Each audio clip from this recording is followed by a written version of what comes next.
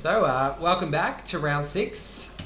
We've got Luke Fletcher, who we're going to do a quick profile on in a moment, and Patrick again on table 1. So Patrick's now 5-0, and Luke is 4-1. So both of them almost certain to be in the top 8, given how the standings are at the moment. And Luke is on Chane, who we haven't seen today. So you can see here, we've got Luke, who, if we look at those XP rankings to start with, so Luke's current lifetime XP ranking worldwide is number 4. Yeah.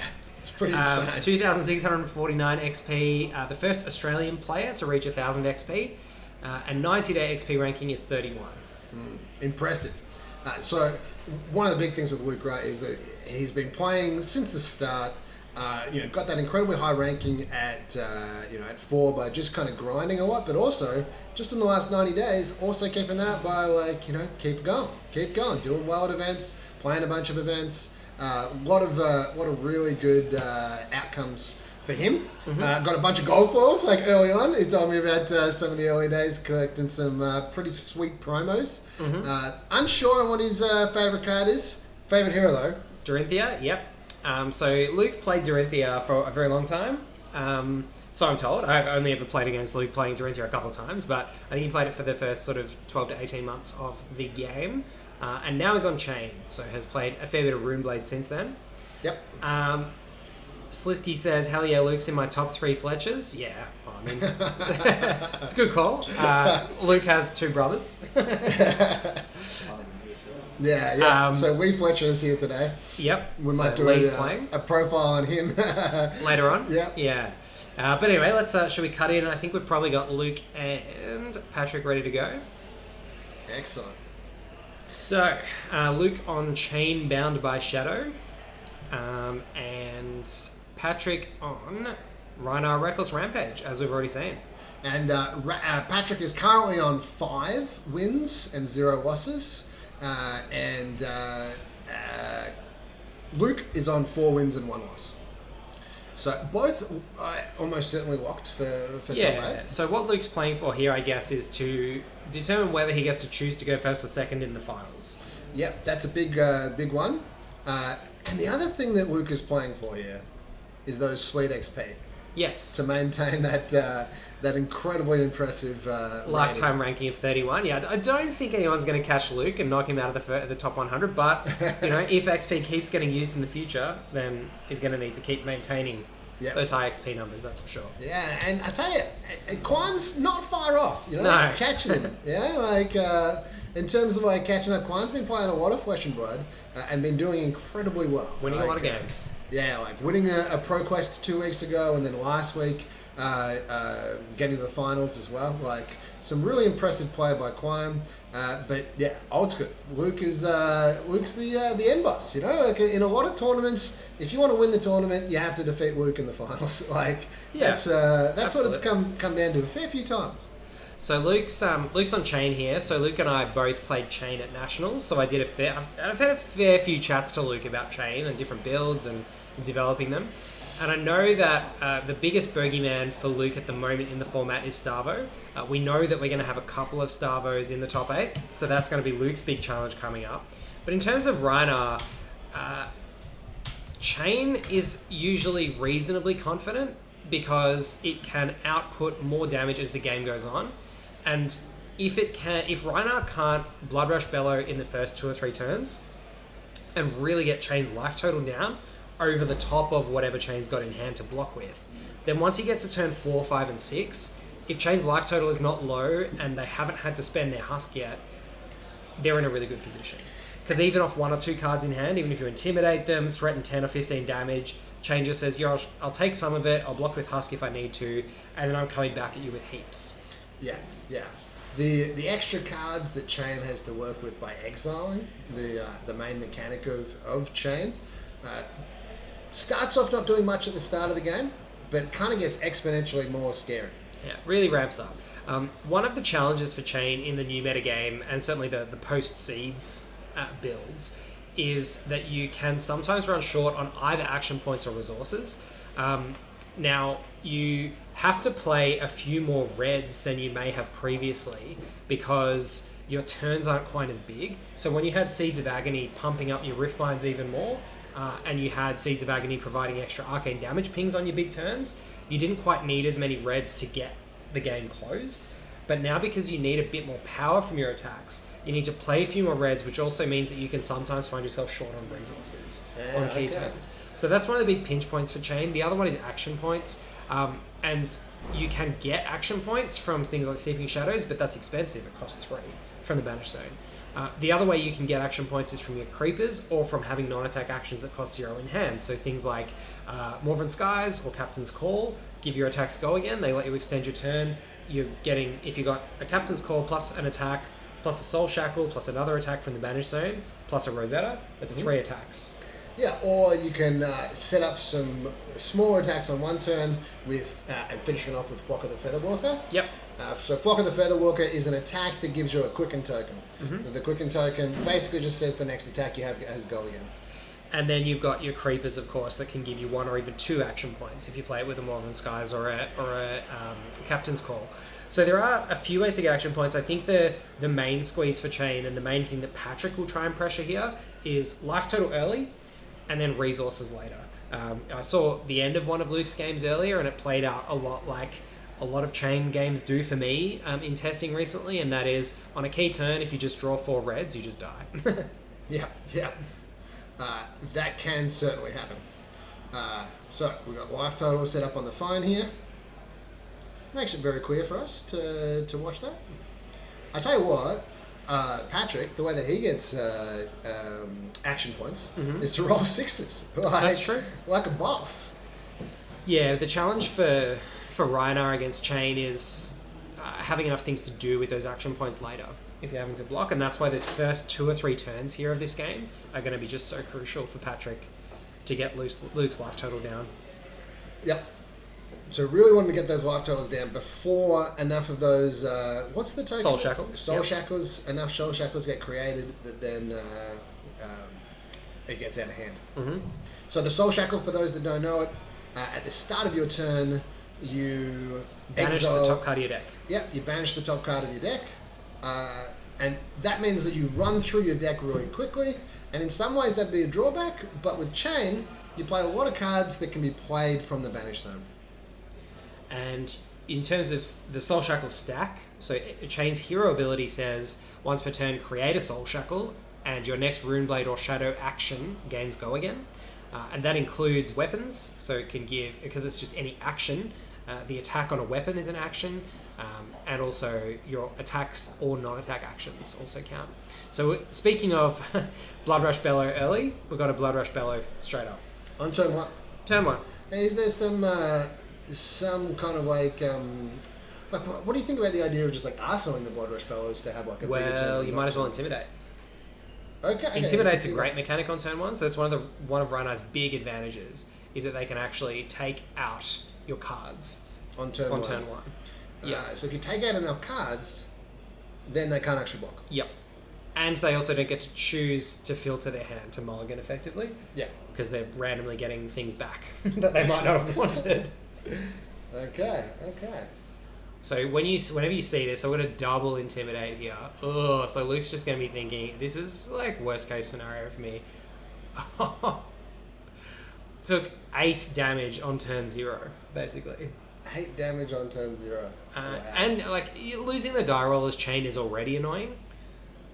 Getting clunked for 8 on turn 0 and having to keep 2 cards that you might not have necessarily wanted, like not getting to filter your hand properly, that's just real painful. So we see Soul Shackle Chane activation from Luke, and then a Ghostly Visit for Vanilla 4. Vanilla 4, and then Soul Shackle is given a go again. Given a go again, yep. So block for 3, take 1. And then so we see create a rune chant from the other 2 floating from that Shrill of Skull form. And if all we see here is like a Rosetta, that's not a great turn for Luke. So it would be a pretty disappointing hand for him. He obviously didn't have a non-attack action. So this is where that not being able to filter your hand is really annoying. He either didn't have a non-attack action or his arsenal one. But either way, didn't have one to play that turn. And now we see the Command and Conquer coming in to threaten that arsenal. We might see a Skullcap block here, I think. Because 2, 4, 6. So just giving non-attacks. And those are 3 non-attacks, so it may be that Luke didn't have any attacks in hand and has kept a blue. Command and Conquer, if it hits, then it destroys the arsenal. So Luke really prioritising that arsenal, having to block with 3 cards because they were blocked for 2. Soul Shackling and Enlightened Strike. Okay, so just Soul Shackle, Enlightened Strike for 7, this looks like. Just trying to even up the life total and make sure that he gets another Shackle. Yeah. Just want to shackle every turn, is that right? Yeah, I mean, Luke wants to get to the situation where he's banishing the maximum number of cards as early as possible. Yep. In this matchup particularly. But there aren't many matchups as Chane where I don't want to shackle every turn, even if the go again is not relevant. So Rhinar player here, basically wanting to block with the cards that aren't that good for this turn. I think Patrick doesn't prioritise Arsenal as much as... well, he's got an Arsenal. Oh, he's got an Arsenal. Yep. Okay. But, yeah, it's not necessarily as important. Although, we're seeing again, those pummels, Chane's another deck. I mean, there aren't many decks in Flesh and Blood that don't want to keep heaps of cards in hand, but Chane's another deck where if you can get 1 extra card out of their hand, it can make a big difference. Though not as much of a difference as with Starvo, where it just is either on or off. Yep. The hero ability. Yeah. So we see a pummel come out. Those pummels have been doing good work for Pat. Yeah, and discarding a Demagon, which is not a huge loss for Luke at this point. It does interrupt his ability to stack the Demigons for later. And we're seeing an Art of War get banished, so we've had 0 out of 3 banishes for Luke have been Blood Deck cards so far. And we just see make a Rune Chant, make a Soul Shackle, come in with a Rosetta without the Arcane. So just the Rune Chant Arcane with Go Again and then not use the Go Again. So these turns from Luke have been, as we expected, lackluster turn 1 and 2. Yeah. So now coming into Patrick's turn 3, Luke's probably 5 life less than what he would want to be at this point. Because he's now at the point where if he takes a full turn from Patrick, his Husk might die. If he takes 13 or 14 on a reasonably big turn to try and hold his cards in hand, he just won't have Husk, like the Husk will die. So we've got to pitch. I don't know if there's anything floating for this Cadaverous Contraband. Patrick was mentioning Cadaverous Contraband is something he's really been enjoying. It threatens to put the Blood Rush Bellow back on top of your deck if it hits. To set up your next turn. How much does it attack for? 6, I think it's 2 for 6. Okay. So Luke hitting the tank here for a little bit, trying to work out, do I want to take this 6? Do I want to block? Do I want to block with Husk? What's the different options available? Blocking 2 for 6. So blocking 2 on the Howl and 4 on the equipment. And then what that says to me is that Luke probably has an Art of War or something decently large. So is that a Mutated Mass, I think? And then Shadow Puppetry, Minnowism. So Mutated Mass is a star attack, or a star attack. Its power is star, its defense is star. Its attack power is equal to double the number of different pitch values in your pitch zone. Okay. Mana values or costs of the cards in your pitch zone. So Luke's got a Revel and Runeblood in the pitch zone, which costs 0. So Mutated Mass is currently a 2 power attack. If Luke pitches a 1 cost card, the Mutated Mass will become a 4 power. Yeah. But what we're seeing here is a Belittle. So attacking with Belittle, fetching a Minnowism, I didn't quite see what was revealed. But that's another reason why Luke would want to keep a few cards in hand to have the pitch and the reveal. I see. So it looks like the Belittle was in Arsenal, I think. Because we've seen the Revel pitched, and Revel being pitched indicates that Luke only had reds. Yeah. Which again, not really what he would have wanted to see, because he also blocked with a red Howl. But that's that red squeeze, that resource squeeze, really starting to bite for Luke here. And then of course banished a whole lot of blues. Yeah. Okay. And then we're going to see the pitch blue, maybe an Art of War or something like that. It doesn't look like we've got an Art of War, and I don't think so. We would have seen a 2 or less attack revealed with the Belittle to fetch the Minnowism. Yep. So we've got the blue Minnowism, we've got a small attack, and 1 unknown card in hand. And it looks like, so playing the Minnowism, pitching a Shrill of Skull form to attack with another Belittle. So 2 resources floating. The Belittle's got Go Again. The Minnowism was played to turn on the Rosetta. Yep. We haven't chained yet, so we can still chain, attack with Mutated Mass, and attack with Rosetta. Okay. So there are sort of 2 more attacks coming after this. So it's a reasonably large turn. And because the Shrill of Skull form costs 2, the mutated mass is now attacking for 4. Okay. So this belittle's coming in for 3, plus if that's a blue minnowism. But it looks like it's a red minnowism because Luke rightly figured out that he wanted to play the minnowism before he chose which one to get. So that was coming for 6, then 4, then 4. Mm-hmm. So it's a reasonably large turn. It's a 15, 17 damage turn. Okay. So 4, and then 4 from the mutated mass. So Luke's cleared out the banished zone and got ahead on life here. Yes, he had to spend 2 block on his equipment to achieve that, but the husk is still sitting there. Yeah, when does Husk die? 13. So if you start your turn with 13 or fewer life, then the husk gets banished. Okay. So you want to block with Husk before you get to 13 plus X, where X is the pummel that could possibly be coming in. Yep. So another 4 from the mutated mass. So now Luke will be feeling like Patrick's getting down into the zone where life starts becoming something he can't afford to pay to keep cards in hand. Yep.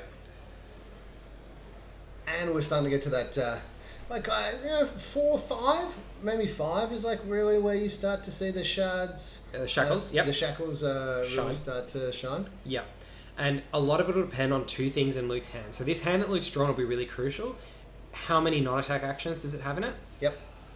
And how many blues? Yep. Because now that Seeds is gone, you can't get cheap non-attack actions from the banished zone. So if you want 0 cost non-attack actions, they've got to come from hand. Okay. Your banished zone ones cost 2 and 3, so they're very expensive. Yep. So either you've got to have the non-attacks in hand to make your turn good, or you've got to have the blues to be able to play the banished zone non-attacks. Yep. So if Luke's blocking here with a blue attack and a red non-attack, looks like a howl. I couldn't quite see what that second card was. Gets back whatever was intimidated, banishes a whole lot of non-blood debt cards, and 1 red Riftbind. Interesting to see Talisman of Warfare there from Luke. That could be an attempt to get rid of Blood Rush Bellows. So Tome of Torment is a 0 cost non-attack you can play from the banished zone, but doesn't have go again. But Luke's played that from hand to draw a card, gets go again from the shackle, and then that pumps the Riftbind. So Luke's spent 2 resources to make a rune chant off the Grasp of the Arknight, and 1 resource to play the Riftbind. The Riftbind does not have go again. And Luke's got 1 card left in hand. It's currently threatening 1 arcane and 4 physical. Okay, so not the most threatening attack. Not the biggest turn, but decent to maybe set up a non-attack action in the arsenal. In the arsenal, yeah. Yeah. Okay. And Luke's on 26 and still has Husk, as well as 2 extra block from other equipment, and still has the creepers there.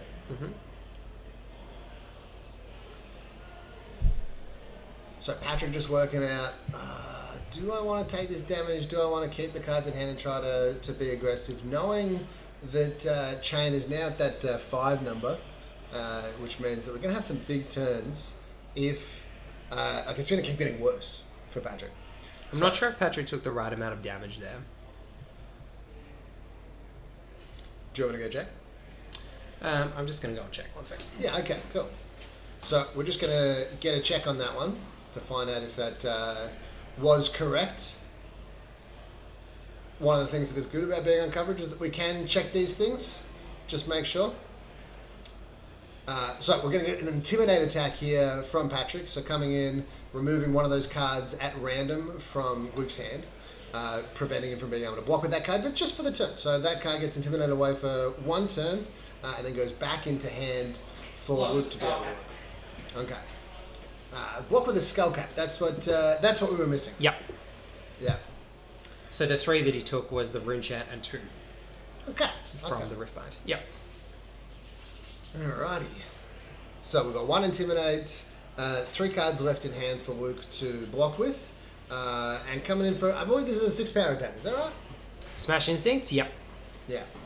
Okay. So if we come in for 6, I mean, 6 or 7. Let me double check. Luke might just want to take this, right, and try to have a particularly big turn, and try to make it so that Patrick has to start getting into this mono blocking phase of the game, which is going to be really good for Luke.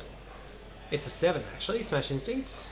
Okay, so we see that pummel coming in, making Luke discard a card, getting down to 17 life. So now Luke's got to block the next attack with the Husk. Yeah. Most likely. And we see... we see a Demagon and a Shadow of Ursa. So that Demagon, can't quite see the colour, looks slightly red. We'll assume it's a red. Actually, it might be a blue. Anyway, whatever it is, we've got a Shadow of Ursa and a Demagon. So playing the Art of War from Arsenal, that was the setup. Banishing a Demagon, which I presume is going to be better than the other one, if the other one's a blue. And then drawing 2. So this is a huge turn for Luke here. So Art of War is probably going to have... it's giving go again to this flock. Yep. And plus one attack? Oh no, the draw 2 cards. Draw 2 cards. So go again to the flock, revealing a Ghostly Visit, I think. So we've got a flock with go again from the Art of War, which has created a Quicken, which is going to give the next attack go again. And then we've still got Shackle. And we've got Creepers if Luke has another non-attack action. Yeah. So this flock coming in for 5 damage, go again. It's going to be a big turn. See, 3 cards. That Art of War also got to pitch another card into the Banish Zone that Luke can actually play from the Banish Zone. Which is the Demagon, the second Demagon. Yeah. Alright. And Shadow Puppetry into the Rosetta. And now all of Luke's attacks in the Banish Zone. So Shadow Puppetry doesn't affect the Rosetta. So Shadow Puppetry only affects the next Shadow or Runeblade action card you play, I believe. And the Quicken token does affect the Rosetta. Yeah, so crucially though... playing the Shadow Puppetry allowed the Rosetta, okay. Yeah. So we've got an instant, and then we've got an attack, and then a non-attack. Yeah. So that Rosetta Thorn turns on to deal 2 and 2, and the Quicken token that was there gives it go again. Yep, and then we've got the Shadow Puppetry floating for Luke here. So Luke's currently threatening... The next attack will have go again from the Shadow Puppetry after the Thorn. The following one will have go again from a Soul Shackle. And then there's still the Creeper's possibility, depending on how many cards Luke has left in hand here. And Luke just saying, yep, go again, and pointing to that Shad Pup. Yep. And +1 as well on this Demagon. I think this is a red Demagon, which means it'll be 4 + 1 from the Shadow Puppetry. Yep, okay, so 5 So coming 5. in. And then we've got another Demagon, so a Shackle, Demagon, and then the last... Shadow of Ursa for 2. Yeah. So we've got a block, 3, take 1, which should be taking 2, I think. Okay. So, just going back up. Then we've got... What do we have here? Shadow of Ursa with the Soul... Yeah. Soul Shackle, and then Bounding Demagon. Oh, hang on. We banished the Ghostly Visit from hand to give the Ursa go again, and then created a... Well, that's above my pay grade. I don't know. So I don't know why Luke needed to banish the Ghostly Visit to give the Ursa go again. Could have just shackled, attacked with Shadow of Ursa, and then attacked with Demagon for free and Arsenal. The Ghostly Visit perhaps feels as though having the Ghostly Visit in the Banish Zone is better for some reason. I don't know though.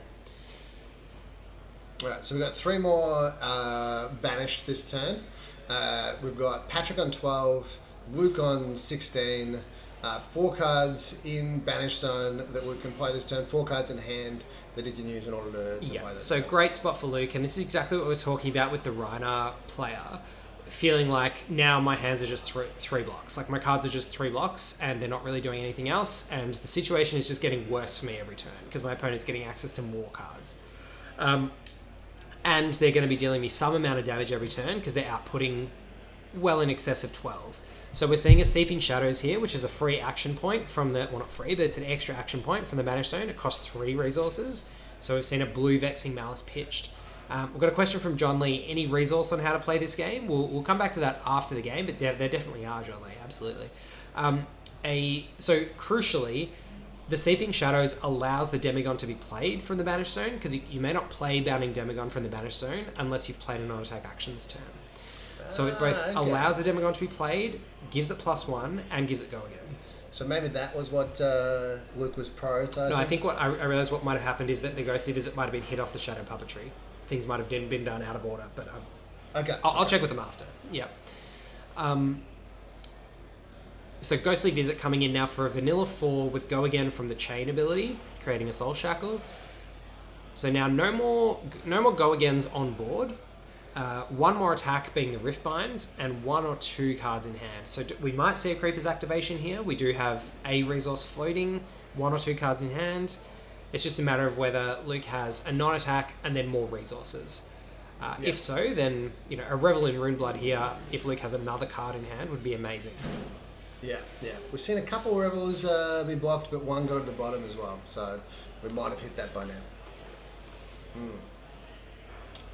It's a pretty interesting situation here. So the Ghostly Visit has already hit for 4, and Luke's now deciding whether to come in with the Riftbind for 4, to come in with the Rosetta for 4, or to play the other cards in hand for some effect, which we don't know what they are. So there are two. Hypothetically, how does Patrick pivot here? Or is Patrick's plan to literally have Luke run out of cards? So Patrick, if Luke only has a 4-power attack here, Patrick just keeps 3 cards and tries to come back. Okay. If Luke comes in for lethal this turn, which is what Luke wants to do, then Patrick's in a lot of trouble. Yeah. Right, so coming in for 2 and 2 with this Rosetta Thorn. And now, do we have the Creepers or not? We do not. Okay. So now Patrick's got 3 cards. Luke does have the Husk. So Luke's got 7 block on non-Creepers equipment at the moment. Yeah. So Patrick's got to output a lot of damage to strip any cards from Luke's hand. Yeah. So we're seeing the Scab Skins get rolled because that's what you do, and hits a 5. So it's 2 action points. No Gambler's Glove, so that was a big gamble, because if Patrick rolled a 1 there, he doesn't get a turn. His Time Walks himself. Big game. So we're seeing the Swing Big come in for 8, and then we've got another action point, another card in hand, and a card in Arsenal. Okay. So, at some point this turn, Luke is going to block with that Husk. Yes. I think it will be here, because getting a Quicken token is actually super relevant. So if he blocks out and it's 8, yeah, is that right? Swing Big? Yep. So now, we can presume there's a pummel. But if there's a pummel, Patrick doesn't get another attack. Yeah. Because then, I think there might be a resource on the Tunic, and it would have to be Tunic, Floating Resource, last card in hand, or Arsenal card, pummel. Yeah. I guess then he could potentially still come in with the claws, but that's just 3. So if Luke goes block with Husk, block with a 2-power. Alright, so we've got 6, 7, 8. Are we seeing another block? Well, maybe Swing Big only comes in for 7. Maybe I'm wrong, maybe it's not 8. Okay. 6. I think it is 8 though. Well, I mean, he blocked for 8, so... Did he? Oh, yeah, he put a dice on the grass, bro. I didn't see that. Yeah. When people don't put the equipment on the combat chain, it's hard to see. Yeah. Cool. So there was the 8 block, which gets the Quicken token. As we said, super relevant. And then we had a Cadaverous Contraband come in. And Luke's asking about the deck, graveyard.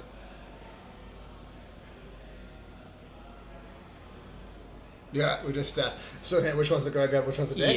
Yeah. And Patrick's putting a card from the graveyard on top of the deck is the plan here. Yep. And we see Luke's on 6. We're going to exile 7 cards. So I've got a Demagon, a Riftbind. So very low impact hits, but also just enough. 2 Demagons and a Riftbind by the looks. So with the existing Riftbind that Luke had, that's probably enough. Luke really would have wanted to hit a Howl or a Seeping Shadows there. Okay. So Luke, there are no non-attack actions in the Banish Zone. So if Luke doesn't have a non-attack action in hand or in Arsenal, could be a big problem. Because then those Demagons are actually unplayable.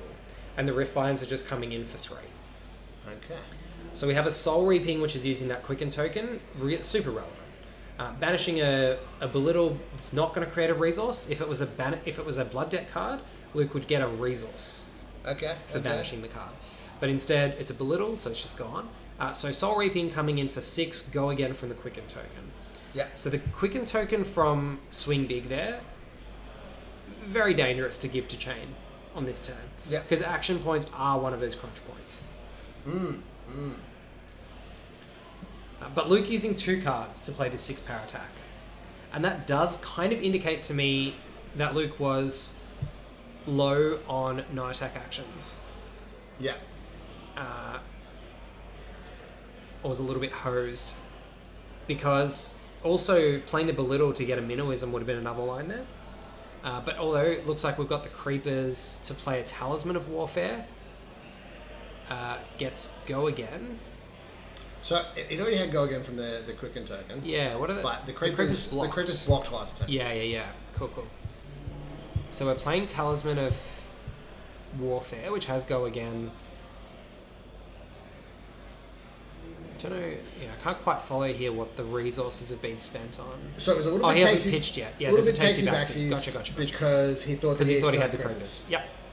So we're seeing the Talisman played as the non-attack action with Go Again. Yep. Which is buffing the Riftbind now to be a 4 power attack. So now each of these Riftbinds is presenting as lethal, which is a huge difference. If Luke didn't have that non-attack action, then he's got 2 3 power attacks, which when your opponent's on 4 is so much worse. Yeah. So those Bounding Demogorgons can now be played from Arsenal, but how much do they cost to For the play? Banished Zone, they cost 0. Okay. So we're seeing a Tunic and a block to preserve the life total. And then Luke, I think, has floating resources here because I can only see 1 resource that he spent on that Riftbind. And he's pitched a blue Mutated Mass. So he's now pitching another blue, which if he creates a Rune Chant... I don't know what's going on here with resources, but... Alright, and then took 3 from Blood Debt and passed the turn. That's what it looked like happened. Yeah. And then we see just to block up a draw up for Patrick. And then we got to exile the rest of the cards.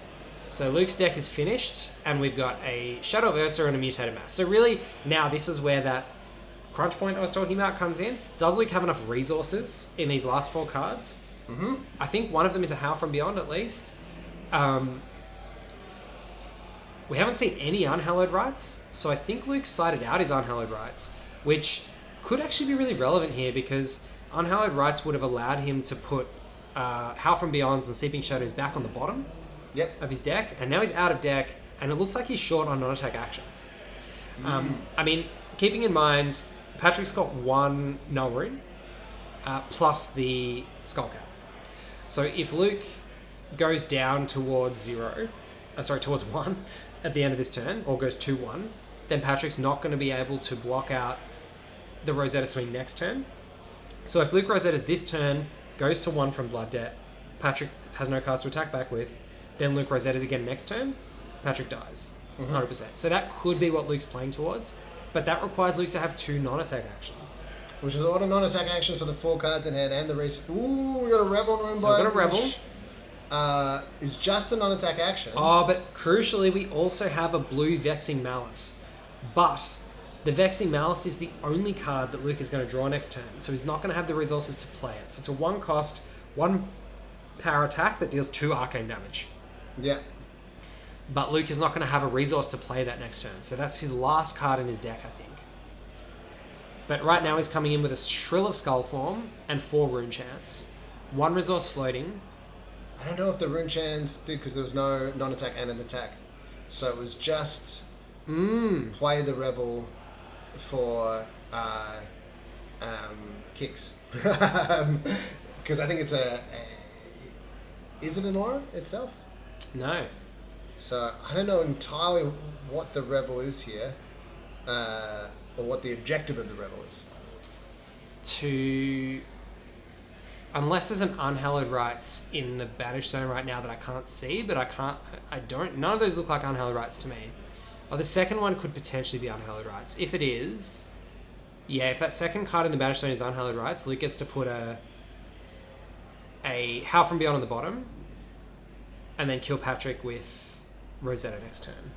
Okay. So that could be the plan. It could be exactly what I was saying, that he needs to non-attack this turn, Rosetta after this. Yep. Then then he would need to also Rosetta. So yeah, had to block out on the Shrill of Skull form, too much damage, and then Rosetta for the win. Okay, well done to Luke. Very, very tight. We said it was going to be. We were both like Jesse and I were both like we come back to the booth and we're like, oh, put our head back, like try not to look too. Like we were intensely watching that. That was really cool. Like I'll be honest with you, I didn't follow everything that was going on there. Right, like that's how complicated it got. I know that you played a lot of Chane, so you were kind of like following most of it. But even then, sometimes you're a bit like, I'm not entirely sure what's happening. Yeah. I think mostly when things got activated that were in the bin and then takes you back is just the most confusing bit. It was really tight because of the choices Luke made in sideboarding there towards the end. Like, the normal endgame that you're playing towards with Chane gives you a lot more reach. And I think Luke has sideboarded expecting those first 3 turns to be really crucial and expecting the Rhinar to come out hard and then just to be able to overwhelm later, which is what happened. But it was close. If Patrick had, for instance, had a couple more defense reactions in his deck and drawn them, then Luke may have not been able to close it out there and just needed that extra 1 or 2 turns. Because you have this sort of package for the slow matchups in your Chane sideboard, which is like Eclipse, maybe Invert Existence, Blue Unhallowed Rites that you might take out in these kind of matchups that are more aggressive. But it kind of sometimes gets to that end stage of the game like that, where you're like, do I really want that Eclipse? I really want those Invert Existence just to kill them. I really want that Blue Unhallowed Rites to just put the Seeping Shadows back on the bottom, but Luke didn't have them. So if Patrick had managed to survive through that last turn, and Luke did have a couple of reds in hand there, it could have been pretty hard for Luke to close it out before the Blood Debt killed him. Yeah, I mean, that Blood Debt was like, if Luke didn't kill him that turn, obviously he played around this fact, but he was literally dead to Blood Debt at that point. He had one more turn. So he was on 5 and there was 5 things in his... Yeah, but I mean, he could have played out 1 very easily. Like, he had another action point instead of the Rosetta. But yeah, if he wasn't able to kill him basically with that attack he played, the Shrill of Skull form, plus 4 more damage, then he had 1 more turn. One more turn in which he was drawing 1 card. Yeah. So let's maybe get Luke in here in order to have a quick chat to him. Yeah, and Slisky says then he would have died to Reckless. Yeah, that's true. So Rhinar could have had Reckless Swing, which is the defense reaction that slaps him for 2.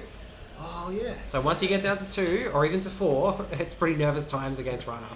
Yeah, true. Yeah. Slisky with the shed pop. Very much appreciate that little meme in there. The Shad Pup game is one of the games that we play down at Grand J Games on a Friday night. It is a bit of fun. Yeah.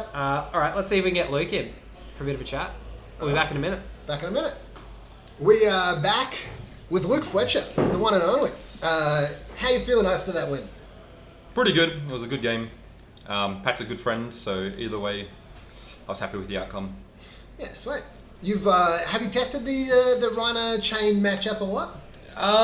No, not really. I played it in other pro quests, but it tends to just be who goes the fastest can win. Fatigue doesn't really work for Rhinar, it seems, and yeah, it's just a high roll race off. Yeah, cool. We saw the Creepers activation and then like a takesy backsy and put it in the graveyard. So that was like I forgot that this Creepers is dead. Is that what happened there? That is what happened there, yes. Yeah, okay, cool. We were like trying to work out exactly what happened. We think we worked it out in the end.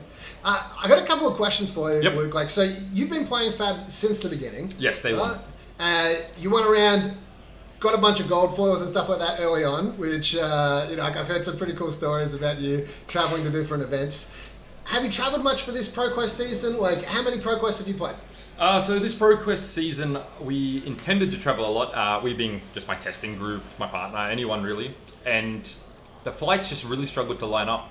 So I've only played the 3 in Melbourne at the moment, and I assume this is the last one I can attend for this season. We would have liked to have played others, but it was just too hard to get to the next event back in Melbourne the day after. Just they didn't line up quite right. Yeah, it was pretty hard. Like if you wanted to sleep and stuff. So, so last weekend you managed to get to the finals. Is that right? Yep, last week for the Game Experts ones. Yeah, I made the finals with Chane. Yeah, awesome. And so you're looking forward to the Pro Tour number 1? Yep. Meta's in an interesting spot, but the experience overall will be amazing, I imagine. Yeah, very excited for it. Do you have any suggestions for anybody that hasn't played Chane before, that's thinking about jumping into Chane for either the Corn coming up in the States or for the Pro Tour? Like, what would you suggest that they do?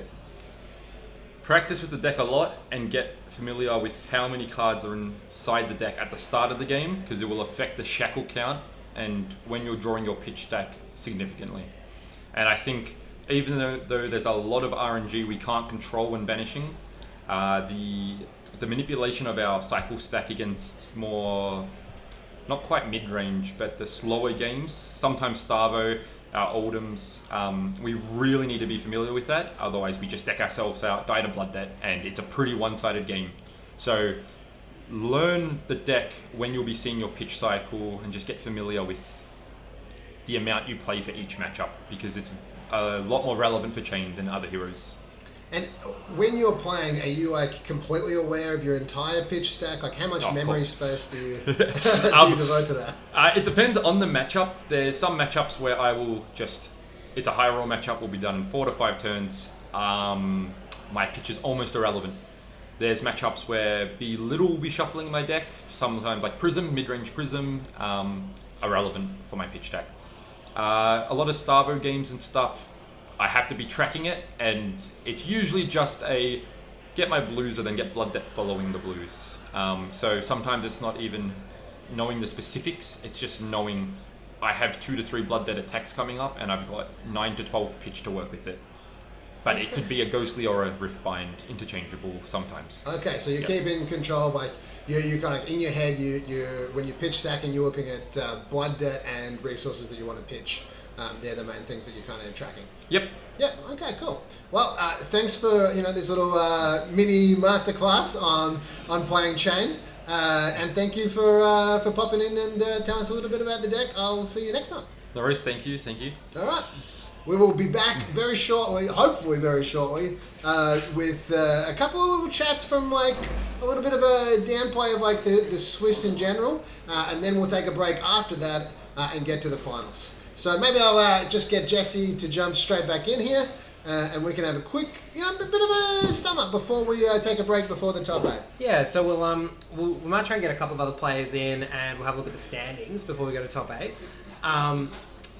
And we did have a question during that game from John Lee. We got great casting, fellas. Thank you very much. Thank you. So John Lee was asking, what are the good resources for learning how to play the game? Yeah, great question. There's 2 resources that you're watching right now. I know John Lee's a friend of mine and lives in Melbourne. I would actually say that the number 1 resource for learning how to play Flesh and Blood, go into your local game store, play Flesh and Blood. Play some Flesh and Blood. Yeah. Right? Like, I guarantee if you rock up, like, most places, there'll be somebody that will even have a spare deck that will be like, literally like, oh, you can play this. I'll explain to you how to play it.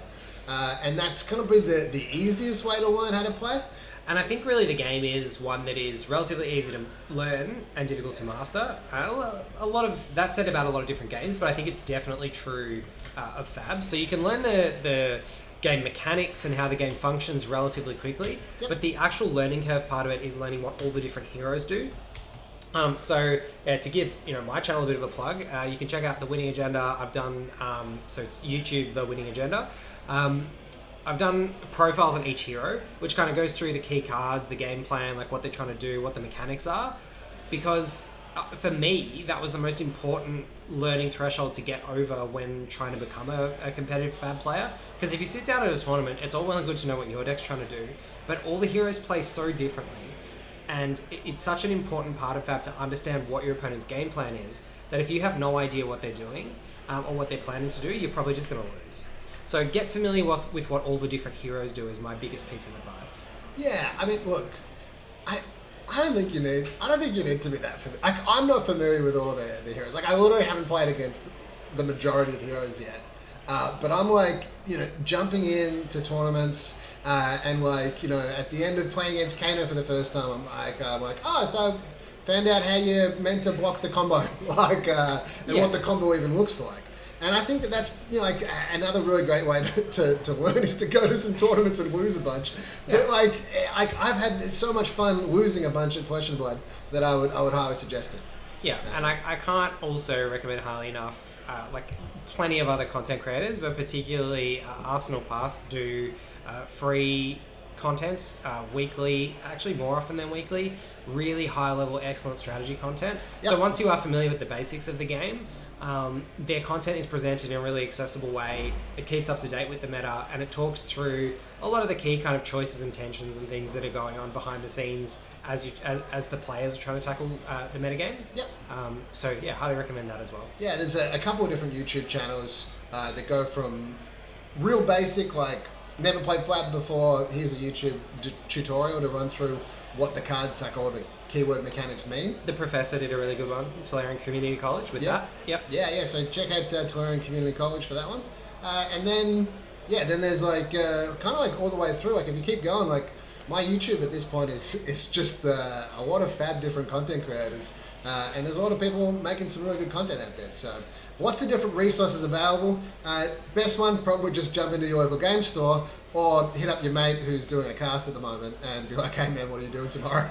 And you can come around to my house and... Basically, Isaac's saying he's offering Games of Fab to anyone in Melbourne. Pretty much. I've taught one person to play this week, so keen to teach more people to play. So All Time 13 says, am I the only one who thinks Isaac kind of looks like he'd be Jesse's dad? Brutal.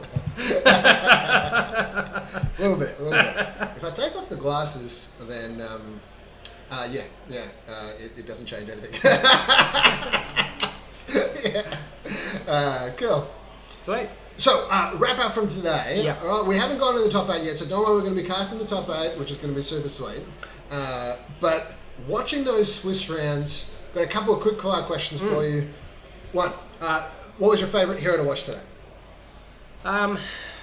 I have been playing a lot of Starvo recently, so I enjoyed watching the interactions between the Starvo decks that we watched and the decks they played against. And as you were saying after the Quan and Patrick match, which was Rhinar v Starvo, the way that Patrick had thought through how he was going to tackle that in the metagame. So I enjoyed that tension of that. Yeah, so Quan Starvo, All Time says they enjoyed a lot. I also enjoyed watching that. I really liked the Viserai match as well. There's a lot of tension in that one, and Joel's Viserai murdering was pretty cool. That was really cool to watch. Like, that was definitely my favourite game that we watched today, was just watching Joel just fire off doing like 40 damage, 43 damage plus an entire hand's worth of block and equipment as well. Like, just really cool to see. Fire off in the comments as well, like what was your favourite match to watch? You can always go back and watch this on Grand J Games Twitch channel, as well as on Jesse's YouTube at some point, hopefully. Yeah, I'm going to try and host the video on YouTube as well, so you can watch it there too. But yeah, I think in terms of wrapping up, the 3 strongest decks in the metagame, generally accepted, being Prism, Viserai, and Starvo, all really strong. They have really strong game plans, really versatile game plans. They've got great sideboard plans to deal with different speeds of opponents. They're just really good all-round fab decks. But at any big tournament like this, and I think it's been a feature of the whole ProQuest season, is that any of the other heroes that can develop reasonable game plans against the big threats in the metagame can come and compete.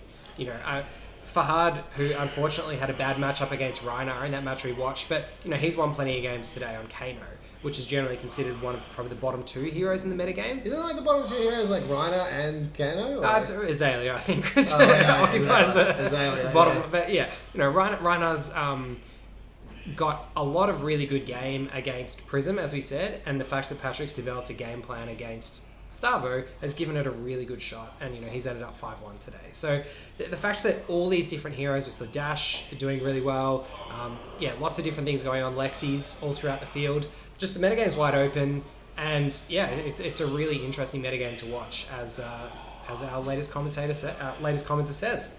So I'll just go and grab the final standings. We might announce the final standings on the stream for Swiss, who's going to be the top 8, and then we'll take a break and come back with the top 8 matches. Yeah, so you can go off and grab those standings, and I can just talk to this camera for a little bit. That'd be great. We've got some clapping going on the outside here, which is basically just announcing first place and second place as well. I also just want to do another shout out to Grand J. They put on the Twitch stream today. Got Jesse and I in. They've got a bunch of prizes for today. Really just like an all-around great store. So really happy to see and be a part of today's event. Really happy as well for Jesse and myself to be different members of the community. Like, I'm involved with another game store, and yet, plenty of games, Grand J games, the winning agenda, all coming together because it's all about community. It's all about, joining forces to tell people about games, enjoy stuff like today. I've had a lot of fun talking to you guys about Flesh and Blood, about this event. Oh, that's a big cheer. I reckon that's when we start getting into the ones that are like, they're on 2 match losses, so 4 wins, 2 losses. Then it's going to come down to first and second tiebreakers, which it's going to be tight. It's going to be tight. In Flesh and Blood, the way that the tiebreaker system works, to my understanding, because it's a little bit, I'm not entirely sure, but I believe that the first tiebreaker is when you received your last loss, effectively. It's a little bit more complicated than that, but if you lost in the last round, you're going to be pretty high up, right? To be X2 but losing the last round, so you're X1, so 4-1 going into the last round, and 4-2, you'll be pretty high up. And then below that is if you're 4-2 as well, but instead of losing in the last round, maybe you lost in the round before that. So you won your last round effectively in order to get to 4-2. So that's how some of the standings kind of break down on tiebreakers. It's going to be tight though. There might be one person who didn't lose in the last round that manages to make the top 8. We'll be able to see that when Jesse brings those standings back. A little bit different for Flesh and Blood compared to some other card games. And we've got the standings right here. So let's read out the actual standings at the end of Swiss before we cut to the top 8. All right, so we had in first place Patrick Watt on Rhinar, so first after Swiss, very well done. Yep. Second place we had Quan Lee, who was playing Stavo. Yep. In one of our matches. Third place we had Tai Sons.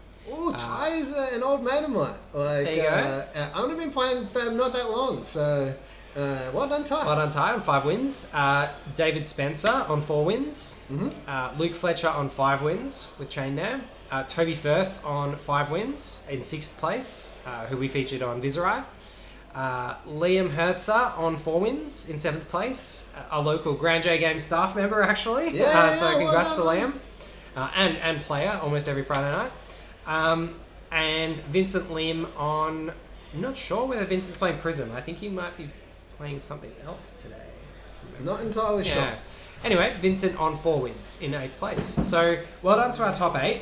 So we'll have Vincent v Patrick, Quan v Liam, Ty v Toby, and David v Luke. Not sure who will feature for the first round of the top 8 yet, but we'll be back, I think, in about half an hour to 40 minutes. But we'll put the stream on idle for a moment, and then we'll just update it with whatever time we're going to start. So we'll put that. We'll put a banner saying what time we'll be back. Yeah, and then you can come back to check out the top 8. See you then, everyone. See ya.